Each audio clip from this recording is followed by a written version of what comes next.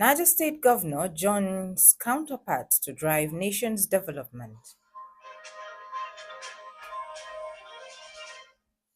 Nigerian Army donates a primary school to Tudumbiri community.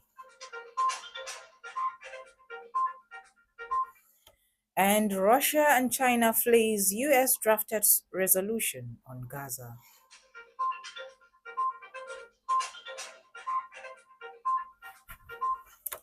Studio time checks 12 noon. Good afternoon and welcome to the news at midday on NEXTER Radio 97.7 FM Mina. Read by Aisha Abdrazak Tasarike.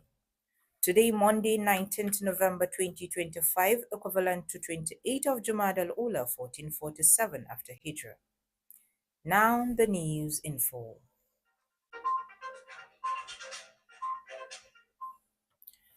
President Bola Ahmed Tinubu expressed his deep concern by the recent rise in insecurity, including the killing of Brigadier General Musa Uba in Borno State and the abduction. The president has dispatched Vice President Kashim Shettima to Kebbi to console the state government and assure families that the federal government is working to ensure the girl's swift rescue.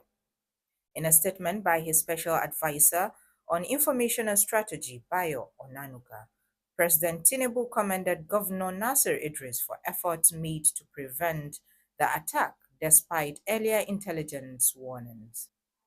The president vowed that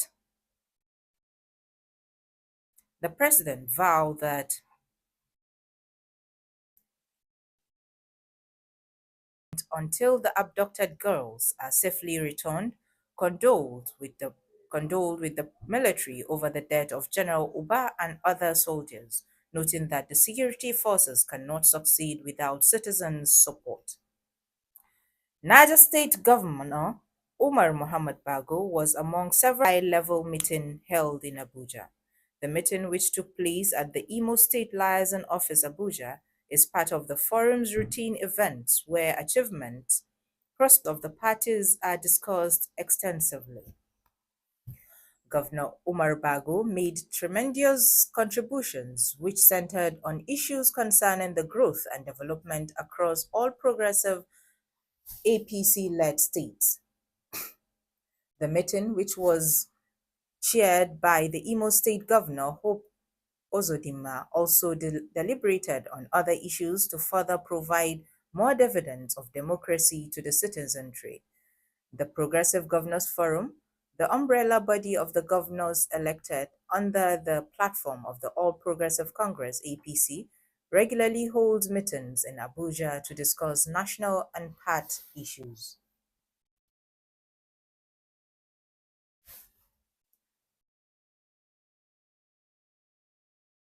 Management of the Shiroro Hydroelectric Power Station in Niger State has to strengthening ties with host communities by resolving their concerns and improving communication.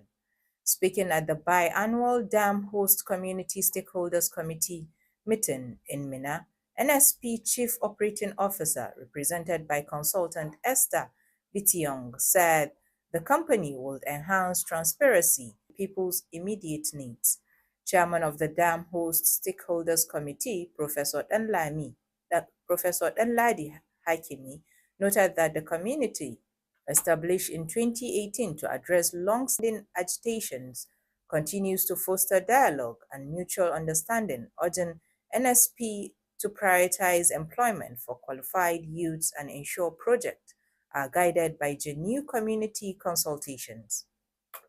Other speakers, including representatives of the North-South Power Foundation and AEDC, commended the engagement. Senator Opayemi Bamidele has said with more revenue expected to flow into the purse of all the tiers of government from next January when the tax reforms by the federal government takes effect, citizens should be able to make more demands on political officer holders regarding the discharge of their constitutional duties. Bamidele, who gave the 37th convocation lecture at Yaba College of Technology, Lagos, noted that despite the initial doubt by some Nigerians about the necessity of the tax reform bills presented to the National Assembly by President Bola Tinubu, the lawmakers supported the action because they saw the numerous advantage in the bills.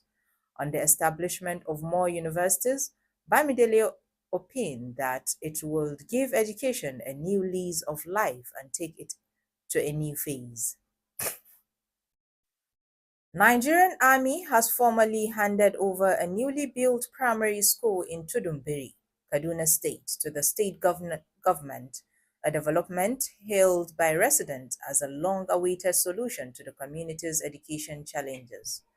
Major General Abubakar Sadiq Muhammad Wase, General Officer commanding 1 Division, led the handover ceremony and assured the state government will provide teachers and staff promptly. He urged parents to enroll their children, noting the long-term benefits of education for the community and Kaduna State. He added that the community has remained a top priority to the state government. The development follows a period when the community was wrongly targeted for strikes by the Nigerian Air Force. Since then, the disaster has turned into a blessing with the construction of a road networks and other amenities improving the living conditions in the area. The news is coming your way live from NEXTER Radio on 97.7 FM Mina. Remember, you can follow us on Facebook, YouTube, and at NEXTER FM 97.7 and enjoy more. Stay tuned as the news continues shortly.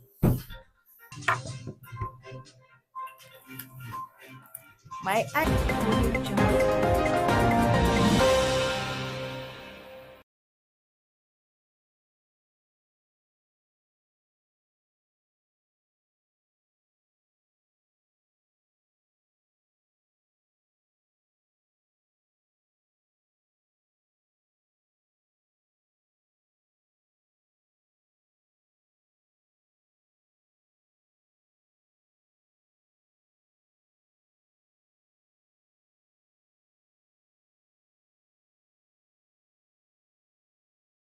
Niger State House of Assembly has commenced the screening of commissioner nominees submitted by the state governor Umar Muhammad Bago for confirmation. The exercise, which began at the Assembly Complex in Mina, drew lawmakers, government officials, and members of the public eager to witness the selection of key figures who will form the next State Executive Council. Presiding over the session, the Speaker of the House emphasizes the importance of the screening process, noting that the Assembly is committed to ensuring that only competent and qualified individuals are approved to serve.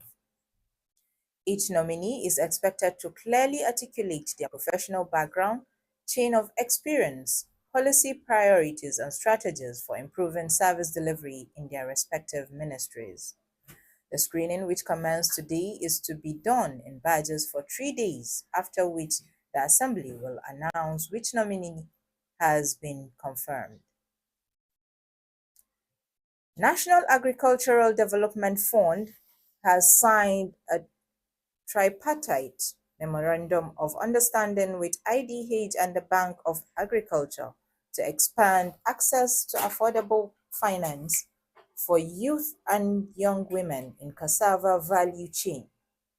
The agreement sealed at the We Say program aims to address long-standing obstacles such as high interest rates, lack of collateral, and limited tailored financial products for smallholder farmers and agribusiness SMEs. Under the partnership, the three institutions will co-develop a seed capital facility and create blended financing options to strengthen the cassava value chain and boost food production. Leaders of IDH, the Bank of Agriculture, and NADF say legislatives have passed a bill at second reading to reduce the minimum age for senatorial and governorship position from 35 to 30, a move aimed at increasing youth participation in politics. During the plenary, Speaker Tajuddin Abbas highlighted the need to empower young Nigerians, saying the bills support ongoing plans to make the nation's politics more inclusive. The proposed reduction in age eligibility has generated widespread discussion across political and social cycles, with many lauding it as a bold move to encourage greater youth participation in governance. He also assured that the House will undertake a full review of the Electoral Act to strengthen the electoral process and ensure fair and transparent elections.